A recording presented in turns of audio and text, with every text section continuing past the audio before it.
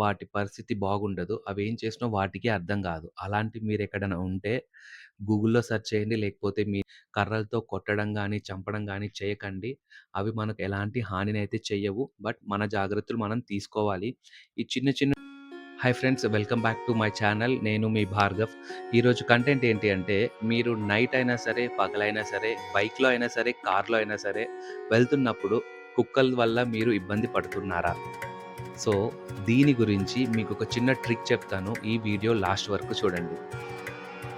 ఆ ట్రిక్ ఏంటో చెప్పే ముందు మీకొక చిన్న ఇన్సిడెంట్స్ చెప్తానండి. ఆల్రెడీ మా ఫ్రెండ్ ఒకడికి ఇలానే కుక్కలు వెంటబడి బైక్ మీద వెళ్తున్నప్పుడు కాలు పట్టుకొని పీకేసాయండి. కుక్క కరిస్తే ఏమేం చేయాలో తెలుసు కదండీ!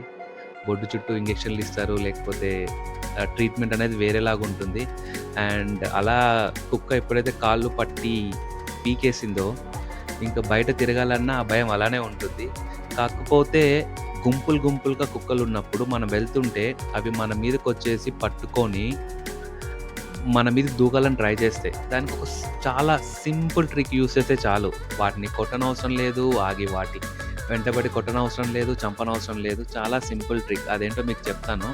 అండ్ చూడండి లాస్ట్ వరకు. సో, అలాగే మా ఫ్రెండ్‌కి ఏదైతే కాలు పట్టి పీకేసిందో నాకు ఒకసారి ఇదే జరిగిందండి. నేను సెకండ్ షో మూవీ చూసి ఇంటికి వెళ్తున్నప్పుడు గ్రూప్ ఆఫ్ కుక్కలు నా వెంట పడ్డాయి. నాకు తెలీక నేనేం చేశానంటే బైక్ ఫుల్ రైజ్ చేసుకుంటూ వెళ్ళిపోయాను. అవి కొంచెం దూరం నా వెంట పడ్డాయి. తర్వాత అవి ఆగిపోయాయి.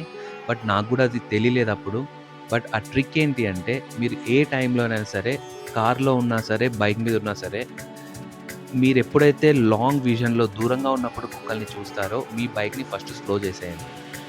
మీరు సడెన్‌గా వచ్చినా గూడా అవి మీ వెంట పడుతున్న మీ బండిని అక్కడే స్లో చేసి బ్రేకేసేయండి. అవి భయపడి వెళ్ళిపోతాయి. అంతకన్నా ఇంకా ఏమి చేయాల్సిన అవసరం లేదు.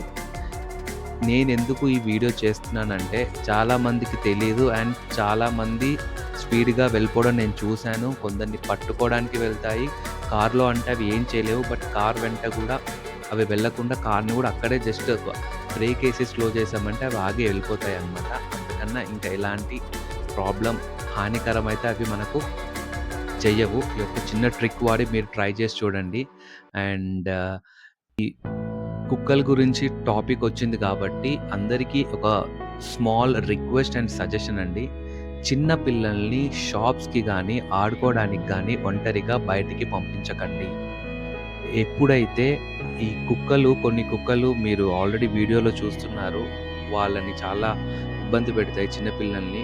ఎక్కడో ఒక బాబు చనిపోయాడు గూడా. సో, అలాంటి పరిస్థితి ఇంకెవరికీ రాకూడదు.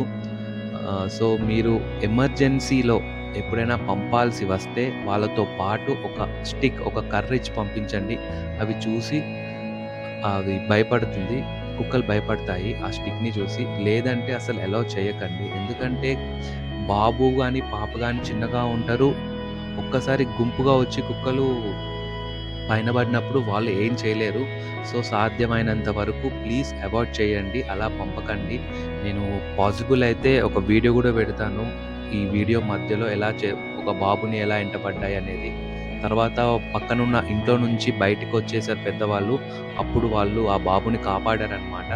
సో, అలాంటి వీడియోలు నేను చూసి ఇలాంటి వీడియో మేబీ చాలా మందికి తెలిసుండొచ్చు. తెలియని కొందరికైనా సరే ఈ వీడియో రీచ్ అయితే వాళ్ళని వాళ్ళు సేవ్ చేసుకుంటారని. మెయిన్ బైక్ పైన లేట్ నైట్స్‌లో ఇవి ఎక్కువ జరుగుతాయి. డేలో గూడా అండ్ ఎక్కువ జనాలు లేని ప్లేస్‌లో గూడా ఇది జరుగుతాయి.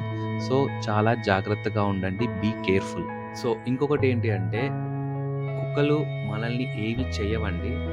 అవి జస్ట్ మనల్ని భయపెడతాయి. మనం వాటిని భయపడితే అవే దూరం వెళ్ళిపోతాయి. కాకపోతే కొన్ని పిచ్చి పట్టిన కుక్కలుంటాయి. వాటి పరిస్థితి బాగుండదు. అవేం చేసినా వాటికే అర్థం కాదు. అలాంటివి మీరెక్కడైనా ఉంటే గూగుల్‌లో సెర్చ్ చేయండి. లేకపోతే మీ నియరెస్ట్ గవర్నమెంట్ ఆఫీస్ ఎక్కడున్నా సరే కంప్లెయింట్ ఇయ్యండి. వాళ్ళు కుక్క బోన్లు తీసుకొచ్చి వాటిని తీసుకెళ్ళిపోతారు. అంతేగాని వాటిని కర్రలతో కొట్టడం గానీ, చంపడం గానీ చేయకండి. అవి మనకు ఎలాంటి హానినైతే చెయ్యవు. బట్ మన జాగ్రత్తలు మనం తీసుకోవాలి.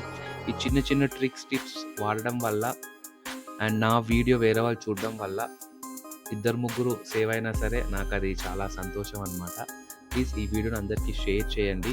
అండ్ డాగ్స్‌కి సంబంధించి, కుక్కలకి సంబంధించి ఏదైనా మీరు చెప్పాలనుకుంటే కామెంట్ చేసి చెప్పండి. Thank you so much.